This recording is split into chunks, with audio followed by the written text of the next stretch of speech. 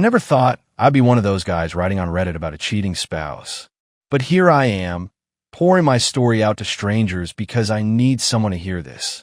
Someone to tell me I'm not crazy for what I saw, what I felt that night. It started innocently enough. My wife, Vanessa, and I had been invited to a nightclub by her best friend, Lindsay. Vanessa had been itching to go out for weeks, and I figured, why not? It had been a while since we'd done something fun together. She promised it'd be a night to remember. Looking back now, I wish I'd stayed home. Vanessa had always been the life of the party. She could walk into any room and have people gravitate toward her. Her confidence was magnetic, her laugh contagious. But lately, I noticed a shift. She'd been distant, more glued to her phone than to me, and quick to brush off my questions about her day. I chalked it up to work stress. God, I was naive. The club was packed that night, the bass so loud it shook the floor.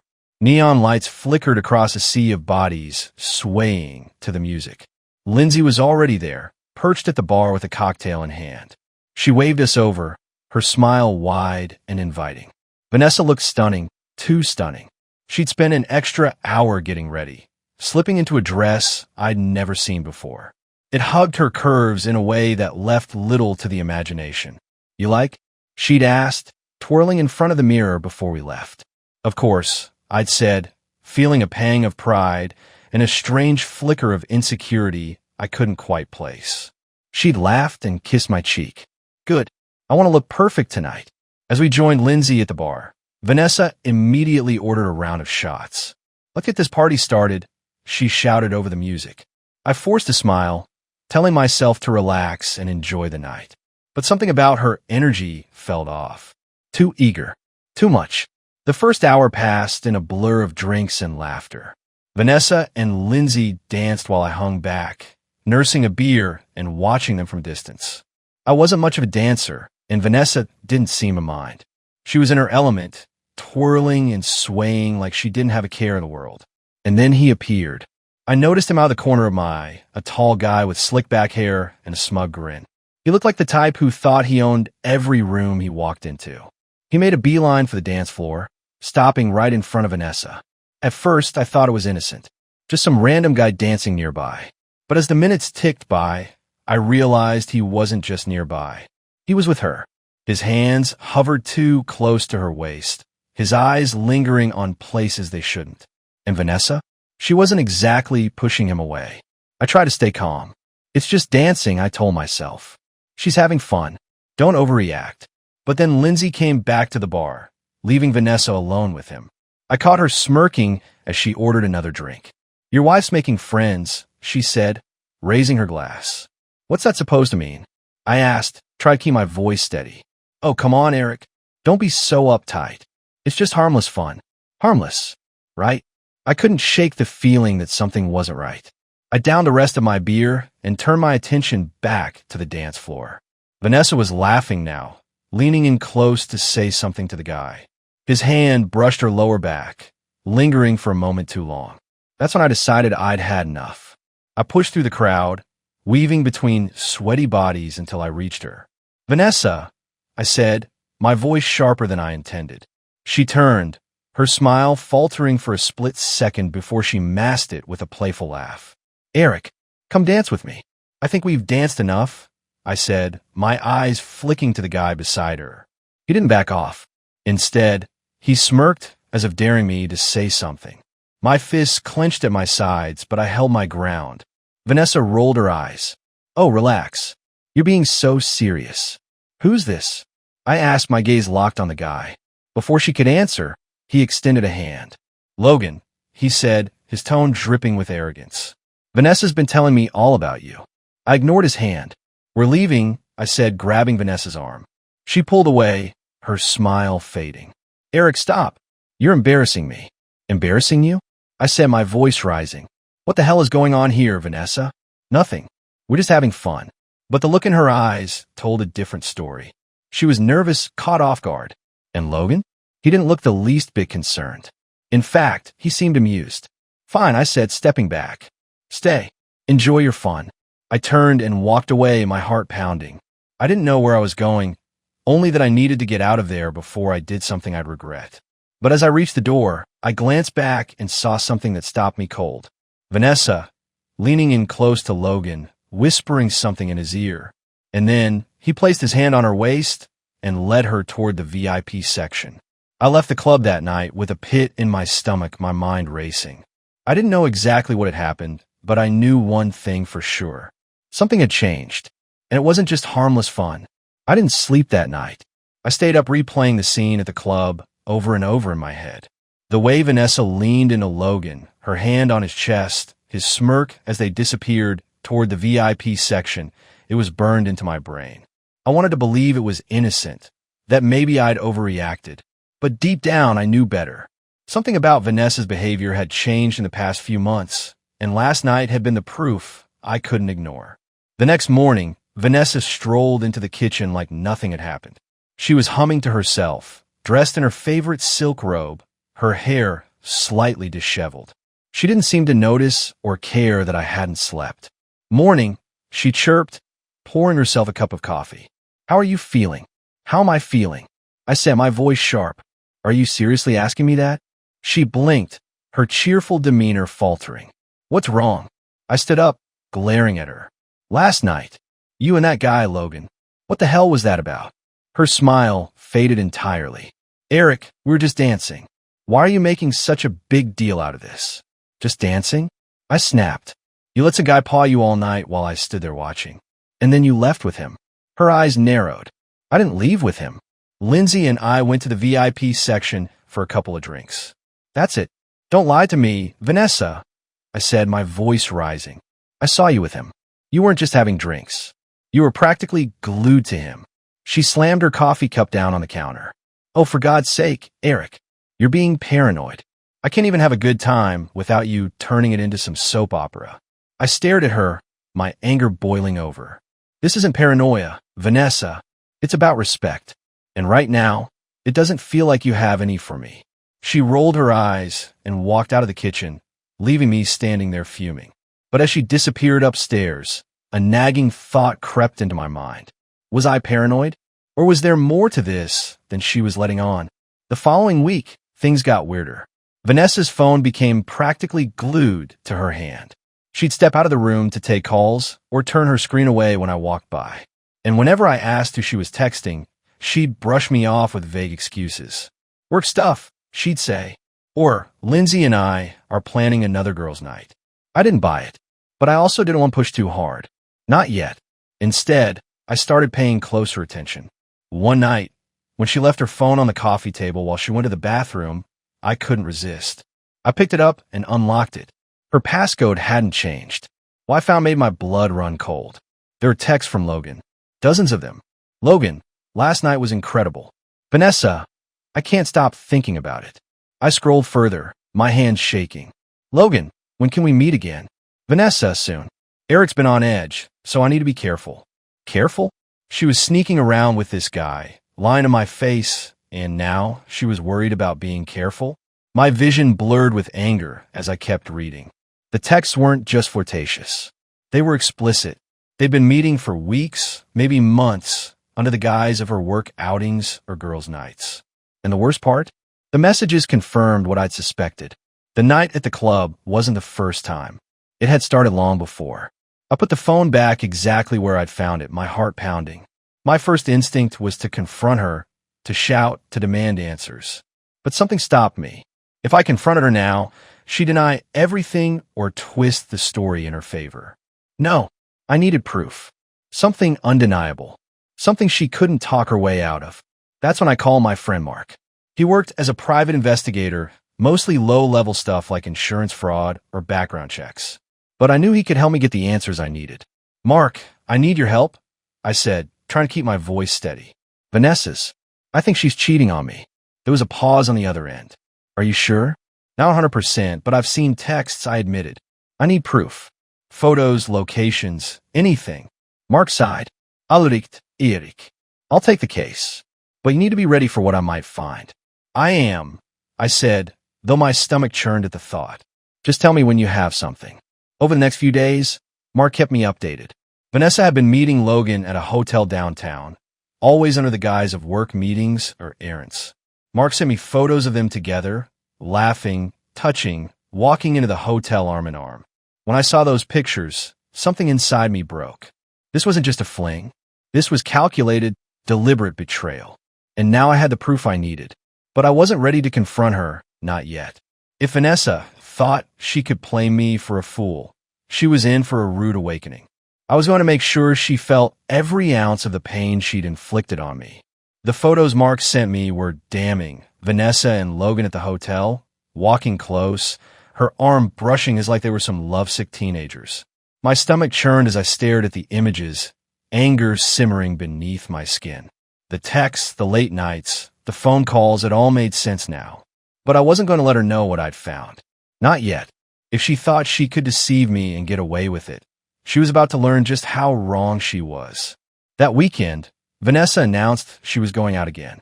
Lindsay and I are hitting the club, she said casually, throwing on a low-cut dress that I'd never seen before. You don't mind, do you? I forced a smile. Of course not. Have fun. She gave me a quick kiss on the cheek and sauntered out the door, her heels clicking against the floor like a metronome, counting down her lies.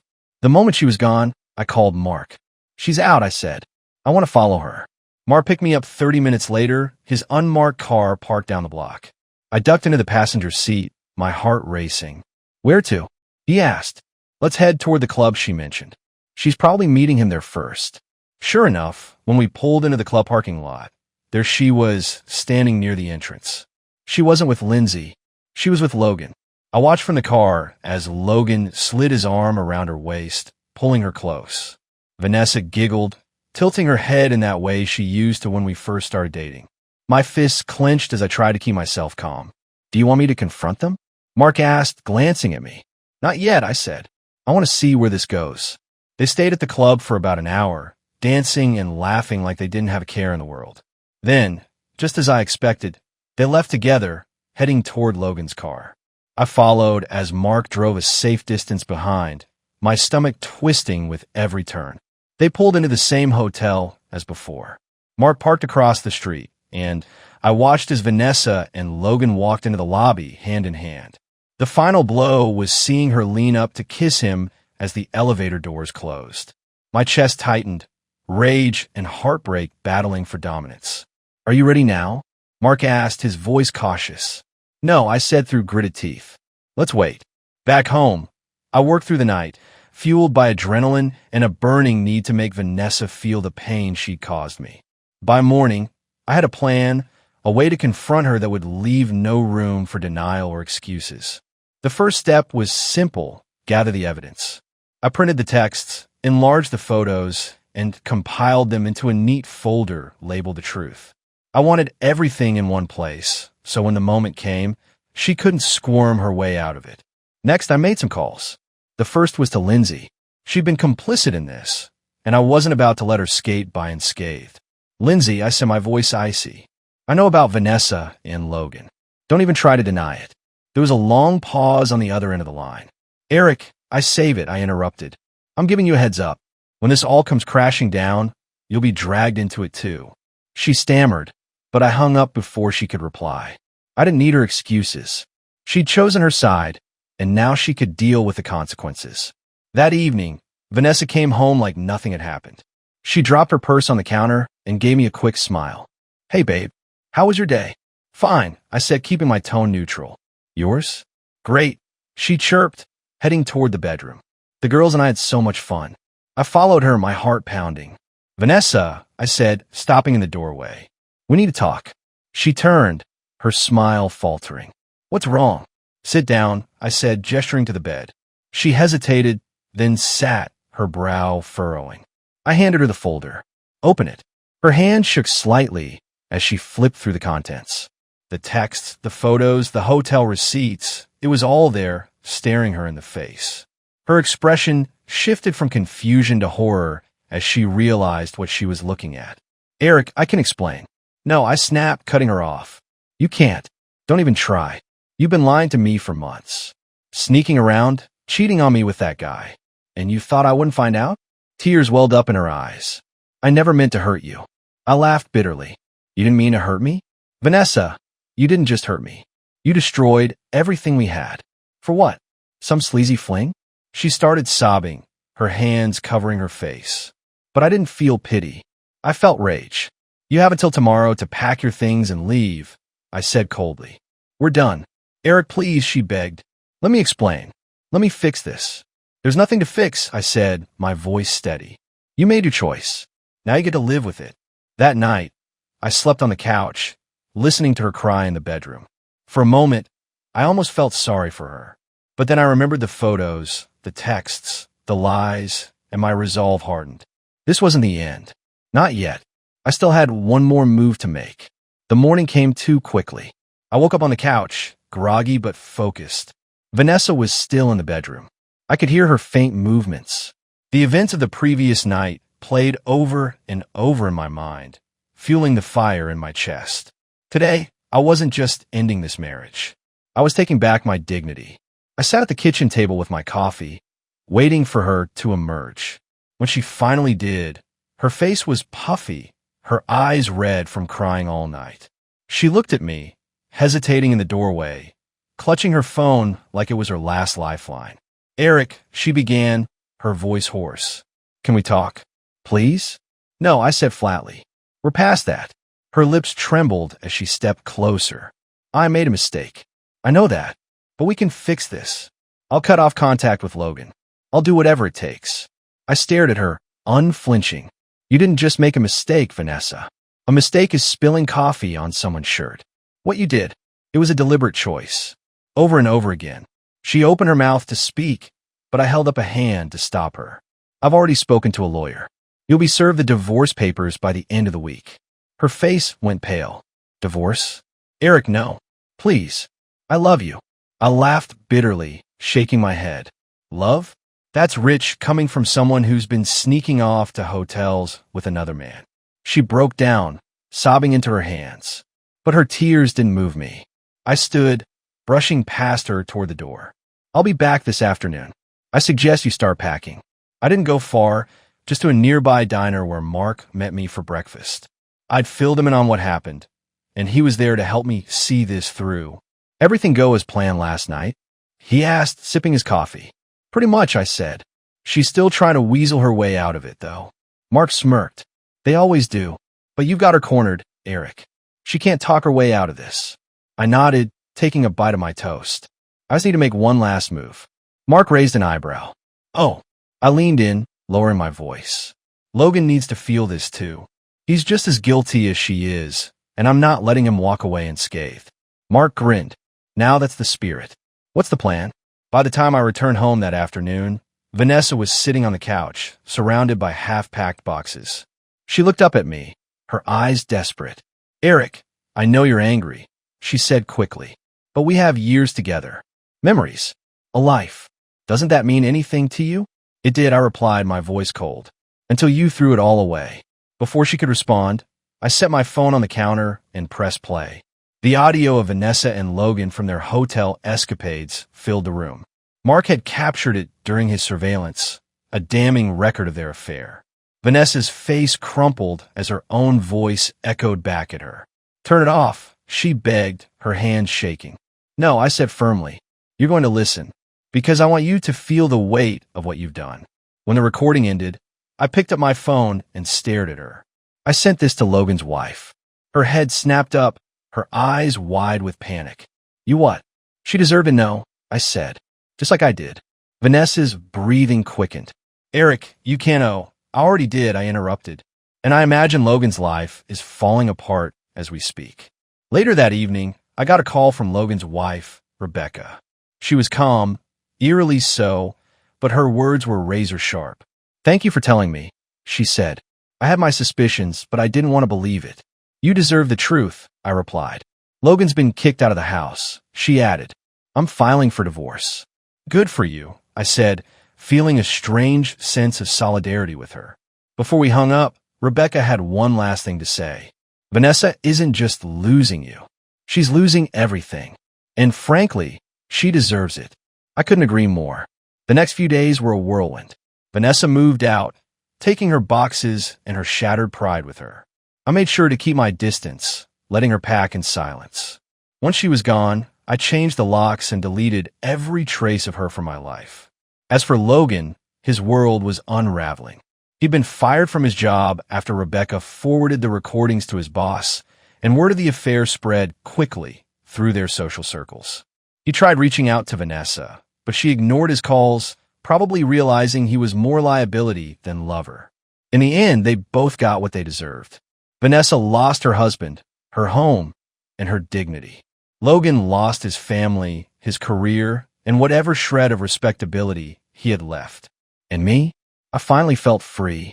Vanessa's departure felt like an exorcism. The weight of her betrayal, the lies, the endless manipulation, it all lifted the moment I heard her car drive away for the last time. I stood at the window, watching as she glanced back once, her face a mask of regret and fear. But I didn't feel sorry for her. She had made her choices, and now she was living with the consequences. The weeks that followed were surreal. The house felt quieter, emptier, but not in a sad way. It was peaceful. For the first time in years, I could breathe without the shadow of doubt looming over me. I went through a process of reclaiming my space, redecorating the living room, tossing out old photos, and clearing away every trace of the life Vanessa and I had built together. But while I was moving forward, Vanessa was sinking further into the mess she'd created. Word got back to me through mutual acquaintances. Her new living situation was less than glamorous. She'd moved into a small apartment across town, one she could barely afford now that her lifestyle wasn't subsidized by me. She tried reaching out a few times, texts, emails, even a handwritten letter left in the mailbox. The messages were all the same. Apologies, pleased to talk, promises to change. I ignored them all. Some bridges aren't meant to be rebuilt, and ours had burned to ashes. Logan didn't fare any better. Rebecca went nuclear, filing for divorce and taking everything she could. She got the house, custody of their kids, and a substantial chunk of his income. Logan, once the smug life of the party, was now living in his brother's spare room, drowning in legal fees and regret. I heard he tried contacting Vanessa, but she wasn't interested. Whatever spark they thought, they had fizzled out the moment their lies were exposed. They deserved each other, but neither had the guts to stick it out. Meanwhile, I was starting to rebuild. My friend Mark, the private investigator, encouraged me to get out more, so I joined a local hiking group. At first, it was just an excuse to leave the house, but I quickly found myself enjoying it. The fresh air, the camaraderie, it reminded me that life wasn't meant to be lived in shadows and secrets. One day, during a particularly challenging hike, I struck up a conversation with a woman named Claire. She was funny, sharp, and refreshingly genuine. There was no pretense, no games, just a real person who enjoyed life for what it was. We started meeting for coffee after hikes, and soon, coffee turned into dinners. It wasn't love at first sight, but it was something better. It was trust. Months later, I ran into Lindsay at the grocery store. She avoided my gaze at first, clearly uncomfortable, but I wasn't going to let her off the hook that easily. "Lindsay," I said, blocking her path in the cereal aisle. "Got a minute?" She sighed, forcing a weak smile. "Eric, how've you been?" "Better," I said bluntly. "And you?" Her face fell. "Look, Eric, I'm sorry about everything. I didn't mean for it to get so out of hand." "Didn't mean for what?" I pressed. "To help Vanessa cheat? To lie to my face?" She winced, but I didn't let up. "You knew Lindsay. You knew what she was doing, and you covered for her. That makes you just as guilty." "I thought I was helping her," she mumbled. She said she wasn't happy. "Then she should have talked to me instead of crawling into bed with someone else," I snapped. "Stay out of my life, Lindsay. I'm done with people like you." I walked away without waiting for a response, feeling a sense of closure as I left her standing there. As time passed, I stopped thinking about Vanessa entirely. The pain she caused me no longer defined me. I had my friends, my new hobbies, and Claire. One evening, as Claire and I sat on my newly decorated patio watching the sunset, she leaned over and said, "You seem lighter now, like you finally let all go." I nodded, taking her hand in mine. Because I have. Vanessa and Logan's names became distant echoes, mentioned less and less until they faded into irrelevance. The world moved on, and so did I. Looking back, I realized that night at the club was a blessing in disguise.